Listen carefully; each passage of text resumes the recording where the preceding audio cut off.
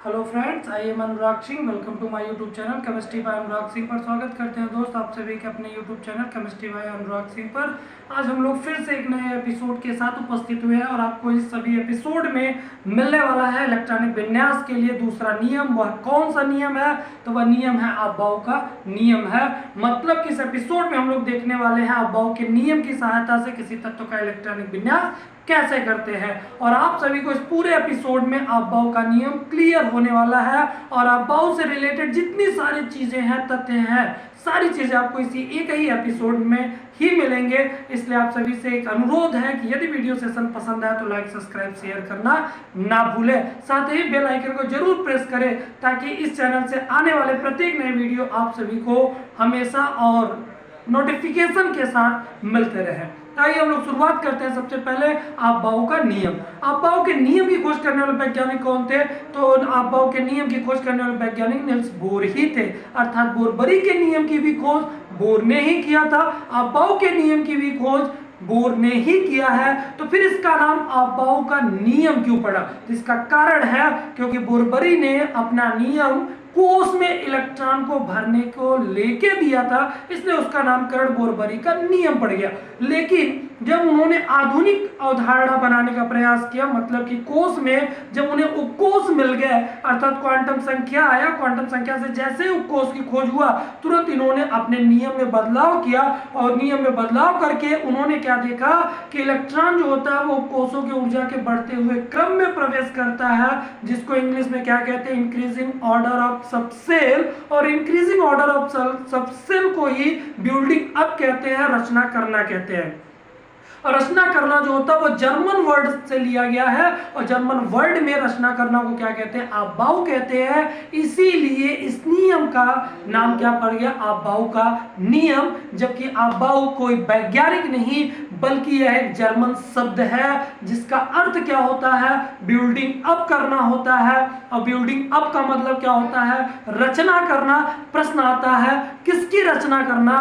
तो किसका होता है? इंक्रीजिंग ऑर्डर ऑफ सबसेल का। इसका मतलब उपकोषों के बढ़ते हुए, उपकोषों के ऊर्जा के बढ़ते हुए क्रम की रचना करने की बात कौन करता है? तो वह करता है अबाव का नियम। तो फाइनली हम लोग ये जान चुके हैं कि अबाव एक जर्मन शब्द था जिसका अर्थ होता है क्या? बिल्डिंग अप होता है। बिल्डिंग अप का मतलब होता है इंक्रीजिंग ऑर्डर ऑफ सबसेल, मतलब उपकोषों के ऊर्जा के बढ़ते हुए क्रम के बारे में ये हमें बताता है। यही चीज आपको यहाँ पे दिखाया गया। पहले इतनी चीज आप देख लीजिएगा। लिखा गया अबाव का नियम खोज किसने किया था? निल्स बोर नामक वैज्ञानिक ने किया था। अबाव जो है वह एक जर्मन शब्द है जिसका मतलब क्या होता है? बिल्डिंग अप करना, अर्थात रचना करना। और रचना किसका करता है? तो सेकंड इसका मीनिंग निकाला गया था क्या? इंक्रीजिंग ऑर्डर ऑफ सबसेल, जिसका हिंदी होता है उपकोषों का बढ़ता हुआ क्रम। और उपकोषों के बढ़ते हुए क्रम को लेकर ही अबाव ने अपना नियम दिया हुआ था। अब अगला प्रश्न आता है कि अबाव का नियम किसके लिए आया था? तुरंत आ जाता है किसके लिए? इलेक्ट्रॉनिक विन्यास के लिए। इलेक्ट्रॉनिक विन्यास किसकी सहायता से किया जाता है? इलेक्ट्रॉन की सहायता से किया जाता है। इलेक्ट्रॉन कहाँ भरा जाता है? कोष में उपस्थित उपकोष में। यही ध्यान रखिएगा कि इलेक्ट्रॉनिक विन्यास इलेक्ट्रॉन से किया जाता है। इलेक्ट्रॉन कहाँ भरे जाते हैं? कोष में। यदि यहाँ कोष लिखते हैं तो नियम बदल जाएगा। क्या नियम हो जाएगा? बोरबरी का नियम हो जाएगा। और यदि कोष में उपस्थित उपकोष की बात कर देते हैं तो नियम का नाम बदल जाता है और नियम क्या हो जाता है? अबाव का नियम। मतलब कोष को लेकर नियम देने वाले वैज्ञानिक कौन थे? बोरबरी थे। और उपकोष को लेकर नियम देने वाले वैज्ञानिक कौन थे? तो अबाव का नियम है जिसे भी निल्स बोर ने ही दिया था। अब यहाँ पर हम लोग क्या जानने वाले हैं कि जो उपकोष होते हैं वह कितने प्रकार के होते हैं? तो 4 प्रकार के होते हैं। कौन कौन से उपकोष होते हैं? एस उपकोष होता है, पी उपकोष होता है, डी उपकोष होता है और एफ उपकोष होता है। कौन कौन सा? एस उपकोष, पी उपकोष, डी उपकोष और एफ उपकोष होता है। अगला प्रश्न यहीं से मिल जाता है जवाब आपका कि एस उपकोष में कितने इलेक्ट्रॉन आते हैं, पी उपकोष में कितने इलेक्ट्रॉन आते हैं, डी उपकोष में कितने इलेक्ट्रॉन आते हैं, एफ उपकोष में कितने इलेक्ट्रॉन आते हैं। तो यस उपकोष में कितने इलेक्ट्रॉन आते हैं? 2। p उपकोष में कितने इलेक्ट्रॉन आते हैं 6, d उपकोष में कितने इलेक्ट्रॉन आते हैं 10, f उपकोष में कितने इलेक्ट्रॉन आते हैं 14। तो याद रखिएगा कि कोष में क्या पाया जाता है, उपकोष पाया जाता है। उपकोष कितने प्रकार का होता है, 4 प्रकार का होता है। कौन कौन सा उपकोष होता है, यस होता है, पी होता है, डी होता है और एफ उपकोष होता है। एस उपकोष में आने वाले इलेक्ट्रॉनों की संख्या 2 होती है, पी उपकोष में आने वाले इलेक्ट्रॉनों की संख्या 6 होती है, डी उपकोष में आने वाले इलेक्ट्रॉनों की संख्या 10 होती है, एफ उपकोष में आने वाले इलेक्ट्रॉनों की संख्या 14 होती है। अब फाइनली हम लोगों को जानकारी मिल चुका है, लेकिन अबाउ ने जो अपना नियम दिया था, उन्होंने नियम क्या दिया था, अब हम लोग वो देखने वाले हैं। तो नियम क्या है कि परमाणु के उपकोषों में इलेक्ट्रॉन ऊर्जा के बढ़ते हुए क्रम में प्रवेश करते हैं। इन्होंने नियम कहां से पाया, यहीं से पाया था कि उपकोषों का बढ़ता हुआ क्रम, उपकोषों में कौन प्रवेश करता है, इलेक्ट्रॉन। इलेक्ट्रॉन कहां पाया जाता है, परमाणु में। मैंने क्या बताया, उपकोषों के बढ़ते हुए क्रम को लेकर अबाउ ने नियम दिया था। उपकोष में क्या प्रवेश करता है, इलेक्ट्रॉन। इलेक्ट्रॉन कहां पाया जाता है, परमाणु में। परिभाषा बना लीजिएगा, परमाणु में उपस्थित इलेक्ट्रॉन उपकोषों में ऊर्जा के बढ़ते हुए क्रम में प्रवेश करते हैं। ये कौन सा नियम है, तो ये नियम है अबाउ का नियम है। अगली चीज है, ठीक है, अबाउ ने उपकोष को लेकर अपना नियम दिया, तो उपकोष का क्रम क्या होगा, कैसे याद करेंगे, सबसे बड़ी समस्या है। तो उसका भी आसान तरीका आ गया है, ट्रिक्स के माध्यम से हम लोग याद कर सकते हैं। क्या, उपकोष का क्रम कैसे याद करेंगे, आप संख्या लिखिए, कहां से कहां तक, 1 से लेकर 7 तक लिखिए। जब 1 से लेकर 7 तक संख्या लिख लीजिएगा तो आपको पता है कि पहले कौन सा उपकोष आता है, एस उपकोष आता है। इसका मतलब पहली संख्या के साथ एस उपकोष रखिए, 1s हो गया। इसके बाद क्या आता है, 2 आता है। अब 2 के साथ क्या रखेंगे, फिर एस से स्टार्ट होगा, फिर क्या आ जाता है, पी आ जाता है, मतलब 2sp रखेंगे। अब 2sp, अब जो भी आप चीजें लिखेंगे वह 2 बार लिखेंगे। इसका मतलब 2sp आया है तो 3sp हो जाएगा। फिर इसके बाद क्या आता है, डी आता है। डी आएगा तो डी कहां जाएगा, तो ध्यान रखिएगा, डी एस और पी के मध्य आएगा। इसका मतलब कि एसडीपी मिलने वाला है, किसके साथ, 4 के साथ, तो 4sdp होगा। फिर इसके बाद क्या आएगा, 5sdp। 5sdp के बाद क्या आता है, 6sfdp होता है और 7sfdp होता है। मान लीजिए आपको नहीं याद हुआ तो कैसे याद करेंगे, जैसा आप जानते होंगे, यदि हमें कोई घर बनाना होता है पहले हम बाहर की दीवार बनाते हैं, ठीक उसके बाद क्या करते हैं, घर के अंदर हम कमरे बनाते हैं, रूम बनाते हैं। तो वैसे ही यस आता है, फिर पी आता है। यस और पी क्या है, घर के बाहर के दीवार है। फिर इसके बाद जब हम कमरा बनाते हैं तो इसमें हमें अलग से दीवार खींचनी पड़ती है। इसका मतलब यस और पी के बाद कौन आ रहा है, डी। डी किसके अंदर आएगा, घर के अंदर कमरा होता है, वैसे ही यस और पी के अंदर डी होगा। तो यस और पी के अंदर जैसे ही डी प्रवेश करेगा क्या मिल जाएगा, एसडीपी मिल जाएगा। और उसी रूम के बगल में रूम बनाते हैं तो डी के बाद क्या आता है, एफ आता है। डी के ठीक पहले क्या आ जाएगा, एफ आ जाएगा। इसलिए आपको क्या मिलने वाला है, एसएफडीपी मिलने वाला है। स्टार्ट कहां से होगा, यस से, फिर कहां जाएगा, एसपी पे। एसपी कितनी बार, 2 बार, मतलब एसपी एसपी होगा। फिर क्या आएगा, डी आएगा, जिसे क्या कहेंगे, एसडीपी कहेंगे। एसडीपी कितनी बार, 2 बार। और जैसे एसडीपी कंप्लीट होगा फिर कहां चले जाएंगे, एसएफडीपी पर, मतलब एसएफडीपी भी आपका 2 बार होगा। अब आइए देख लीजिएगा, ट्रिक्स वही बनाया गया है। 1s है, 1 2 3 4 5 6 और 7। आपने संख्या लिखा, संख्या लिखने के बाद आपने यस लिखा। यस लिखने के बाद जैसे ही आपका आगे बढ़ते हैं पी मिलता है, मतलब यहाँ पे 2sp मिला। अब जो चीज आपने एक बार लिखा वही दूसरी बार भी लिखेंगे, मतलब 3sp लिखेंगे। फिर आगे क्या जाता है, मैंने कहा कि एसपी जो होते हैं वो घर के बाहरी दीवार होते हैं और रूम अंदर बनाया जाता है। इसका मतलब अगला जो कोर्स आएगा वो एस और पी के अंदर आएगा, एस और पी के अंदर रखेंगे। तो यहाँ पे क्या करेंगे, एसडीपी कर देंगे, 4sdp हो जाएगा। फिर आप क्या कर देंगे, 5sdp कर देंगे। और जैसे ही डी कंप्लीट होता है उसके बाद क्या करते हैं, हम एफ करते हैं। और जब एफ आएगा तो डी के ठीक पहले आएगा, मतलब एसएफडीपी होगा और एसएफडीपी होगा। यदि ये ट्रिक से याद रहा तो आपको कोष के ऊर्जा का क्रम याद करने की कोई जरूरत नहीं है। अब कैसे निकालेंगे ये चीजें, वो चीज अब देखते हैं। यदि एस आता है तो आप एनएस लिखेंगे, मतलब यस कोष के पहले वही संख्या लिखेंगे जो संख्या उसके साथ जुड़ा होगा। पी के साथ वही संख्या आप लिखेंगे जो संख्या उसके साथ जुड़ा होगा। लेकिन डी के साथ वह संख्या आप नहीं लिखेंगे जो संख्या उसके साथ जुड़ा होगा। और F के साथ वह संख्या आप नहीं लिखेंगे जो F के साथ जुड़ा होगा। मतलब D के साथ आप क्या लिखने वाले हैं, जो संख्या आपको दिखाई देगा उसमें से एक घटा के D के साथ संख्या लगाएंगे, और F के साथ जो संख्या दिखाई देगा उसमें से 2 घटा के आप क्या करेंगे, वह संख्या F के साथ लिखेंगे।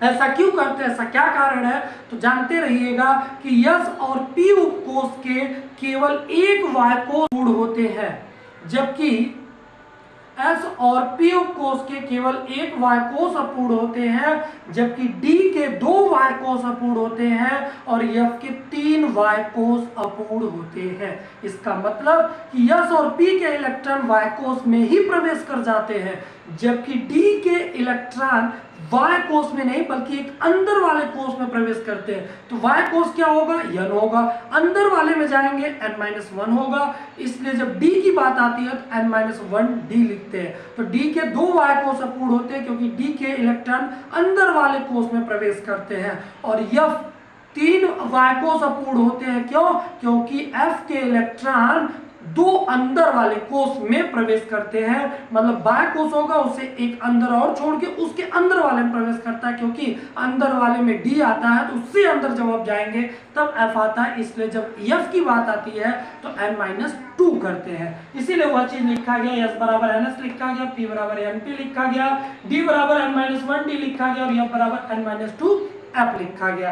इसी के आधार पर जो ये ट्रिक्स बनाया गया है, ये ऑर्डर आप जनरेट करेंगे। जनरेट कैसे करेंगे देख सकते हो, 1s है, आपने 1s लिख दिया, 2sp है, यस के पहले मैंने कहा कि वही संख्या आप लिखेंगे जो वहां संख्या दिखाई देगा, तो आपने क्या लिख दिया, 2s लिख दिया। 2s लिखने के बाद अब p आ गया, जब p आ गया तो अब s को हटा देंगे क्योंकि अपने s लिख चुके हैं। अब कहां जाएंगे, p के पास, क्या लिखेंगे, 2p लिखेंगे। 2p जैसे कंप्लीट होगा फिर कहां जाएंगे आप 3s पर, 3s जैसे कंप्लीट होगा फिर कहां चले जाएंगे, P पर।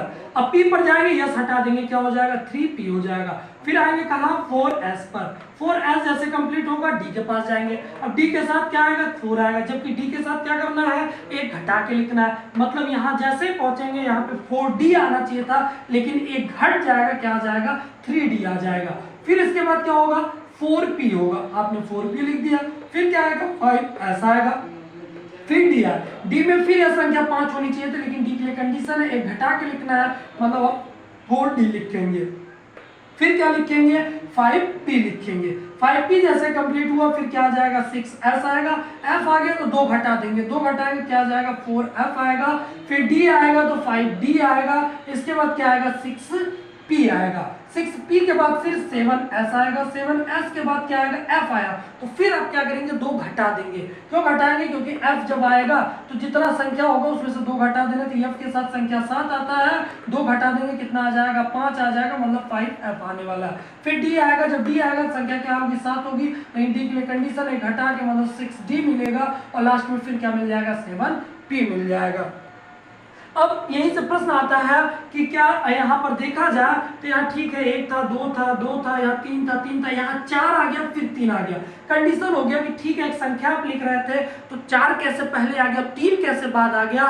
तो इस चीज के संशय को दूर करने के लिए नील्स बोर ने एक नए नियम की उत्पत्ति की, नए नियम की खोज किया, जिस नियम का नाम उन्होंने क्या रखा, n+l नियम रखा। अर्थात कौन सा कोष या कौन सा उपकोष पहले आएगा और कौन सा उपकोष बाद आएगा, इस चीज का निर्धारण कौन करेगा, n+l नियम करेगा। मैंने क्या कहा कि कौन सा कोष पहले और कौन सा उपकोष बाद आएगा, इस चीज का निर्धारण n+l नियम करने वाला है। अब कैसे निर्धारित करेंगे, तो उसके लिए कंडीशन बताया गया। क्या कंडीशन बताया गया है कि n+l नियम क्या कहता है कि परमाणु में उपस्थित इलेक्ट्रॉन सबसे पहले उस उपकोष में प्रवेश करते हैं जिसके लिए n+l का मान कम होता है। क्या चीजें कहा गया कि परमाणु में उपस्थित इलेक्ट्रॉन उस उपकोष में प्रवेश करता है जिसके लिए n+l का मान कम होता है, क्योंकि अबाउ का नियम उपकोष में इलेक्ट्रॉन को भरने को लेकर ही दिया गया था। अब यहां पर कंडीशन ये आ गया कि कोष के साथ उपकोष के साथ कोष भी जुड़ा है, तो कोस का अधिक है फिर भी पहले आ गया, कोस कम है वो बाद आ गया। इस चीज को दूर करने के लिए n+l नियम जनरेट किया गया और n+l नियम में क्या बताया गया कि परमाणु में उपस्थित इलेक्ट्रॉन उस उपकोष में प्रवेश करेगा जिसके लिए n+l का मान कम होगा। लेकिन परिस्थिति ये आ गई कि कहीं कहीं n+l का मान समान भी मिल गया, और जब n+l का मान समान होगा तब इलेक्ट्रॉन कहां प्रवेश करेगा, तो इसके लिए उन्होंने कंडीशन बनाया था जिसके लिए कोस का मान कम होगा। मतलब दो चीजें आपने जाना कि इलेक्ट्रॉन उस उपकोष में प्रवेश करता है जिसके लिए n+l का मान कम होता है, और दूसरा कंडीशन है यदि n+l का मान समान हो जाए तो इलेक्ट्रॉन उस उपकोष में प्रवेश करेगा जिसके लिए n का मान कम होगा, अर्थात कोस का मान कम होगा। इसी आधार पर यह चीज जस्टिफाई किया गया कि 4s पहले आता है और 3d बाद आता है। लेकिन उस चीज का मान निकालने के लिए आपको थोड़ी सी एक चीज समझनी होगी, क्या? उपकोष आपने चार जाना था, s, p, d और f। S, P, D और F जो है इस उपकोषों के लिए यल का मान क्या होने वाला है, तो यल का मान S उपकोष के लिए 0 होता है, P उपकोष के लिए 1 होता है, D उपकोष के लिए 2 होता है और F उपकोष के लिए कितना होता है, 3 होता है। यह चीज कहां से मिला था? यह हमें क्वांटम संख्या से मिला था, क्योंकि मैंने बताया कि क्वांटम संख्या की खोज होने के बाद ही अफबाउ का नियम आया है। अब यहीं से उपकोष के लिए हमें क्या मिल जाता है, यल का मान मिल जाता है, और n+l के नियम में n क्या है, कोष की संख्या है, और यल क्या है, उपकोष की मान है। और जैसे यल जो उपकोष मिलेगा उसके लिए आप मान रख देंगे कहां से, यहां से। आइए उसका भी जस्टिफाई कर लेते हैं। कैसे करेंगे? तो देखिए आपने 1s पहले लिखा था, कैसे 1s पहले लिखा था वो चीज आपका जवाब मिलने वाला है। उसका कंपैरिजन किससे करेंगे? nlx से। nlx कहां से आया था? क्वांटम संख्या से आया था। क्वांटम संख्या क्या होता है, यह आपको अलग से 11th के जब एपिसोड आएंगे तो उनमें आपको सारी चीजें वहां क्लियर हो जाएंगे। तो यहां से और चीजें जरा समझ लेते हैं बस। nlx जो है इसका कंपैरिजन करेंगे तो n का मान कितना मिला, 1 मिला, l का मान क्या मिल गया, s मिल गया, और s का मान यहाँ से क्या मिला है, 0 मिला है। इसका मतलब l बराबर 0 मिलने वाला है। तो n+l जब निकालेंगे तो 1+0 इक्वल टू क्या मिल गया, 1 मिल गया। यदि 2s के लिए निकाले तो nlx से निकालेंगे तो n बराबर 2 मिलेगा, l बराबर क्या मिला, s मिला, और s का मान फिर कितना मिलने वाला है, तो वहां से 0 अब रख देंगे। n+l बराबर 2+0 इक्वल टू कितना मिल गया, 2 मिल गया। अब 2p के लिए निकालेंगे तो n का मान 2 मिलने वाला, l का मान p मिलने वाला है, और p का मान कितना है तो वहां देख सकते हैं 1 है, तो p बराबर 1 मिल गया, मतलब l का मान 1 मिलेगा। तो n+l का मान कितना हो जाएगा, 2+1 इक्वल टू कितना मिल गया, 3 मिल गया। फिर क्या आता है, 3s आता है। 3s क्या होता है, nlx होता है। n बराबर कितना मिलता है, 3 मिलता है, l बराबर क्या मिलता है, s मिलता है, s बराबर क्या मिलता है, 0 मिलता है। n+l बराबर क्या मिल जाएगा, 3+0 मतलब 3 मिलेगा। क्यों? क्योंकि l के लिए s का मान क्या होता है, 0 होता है। फिर 3p के लिए निकालेंगे nlx, तो n बराबर कितना मिल गया, 3 मिल गया, l बराबर क्या मिल गया, p मिल गया, और p का मान कितना मिलेगा, 1 मिलेगा। तो n+l का मान कितना निकालेंगे, 3+1 इक्वल टू 4 मिल गया। अब यहाँ पर देख सकते हैं कि 1 था, इलेक्ट्रॉन सबसे पहले n+l का मान जिसके लिए कम होगा इलेक्ट्रॉन वहां आएगा, मतलब 1s में आएगा। फिर क्या आता है, 2 आता है, तो 2 आपका इसके बाद अधिक होता है लेकिन 3 से कम है, इसलिए इलेक्ट्रॉन कहां जाएगा, 2s में जाएगा। और जैसे फिर 3 आता है तो देख सकते हैं अब 3 और 3 आपके क्या हो गए, बराबर हो गए। जब 3 और 3 बराबर हो गया मतलब n+l का मान समान हो चुका है, तो अब n+l से कंपैरिजन आपको मिलने वाला नहीं है। तो फिर कंपैरिजन किससे करेंगे, कोस से करेंगे। n का मान कितना है, 2 है, और n का मान कितना है, 3 है। यहाँ देख सकते हैं कि जिसके लिए n का मान कम होता है इलेक्ट्रॉन सबसे पहले उस उपकोष में प्रवेश करता है। तो n का मान किसके लिए कम है, 2p के लिए कम है, और n का मान 3s के लिए क्या है, अधिक है, मतलब n बराबर 2 है और n बराबर 3 है, इसलिए इलेक्ट्रॉन 2p में आएगा, फिर कहां जाएगा, 3s में जाएगा। इसके जस्ट आगे भी और बढ़िएगा, 3p के लिए निकालेंगे तो n का मान 3 मिला, l बराबर 3 मिला, मतलब इसका मान कितना मिलने वाला है, 1 मिलने वाला है। तो यहाँ से n+l का मान निकालेंगे, 3+1 इक्वल टू 4 मिल गया। इधर आप निकालेंगे 4s का कितना आएगा, nlx से कंपैरिजन करेंगे, n बराबर 4 मिलेगा, l बराबर s मिलेगा, और s का मान कितना मिला, तो 0 मिला। तो n+l का मान 4+0 मतलब 4 मिलने वाला है। फिर आपको क्या मिल गया, n+l का मान समान मिल गया। अब दुविधा ये हो गई कि इलेक्ट्रॉन इसमें जाएगा कि इसमें जाएगा, क्योंकि 3p में जाएगी 4s में जाए।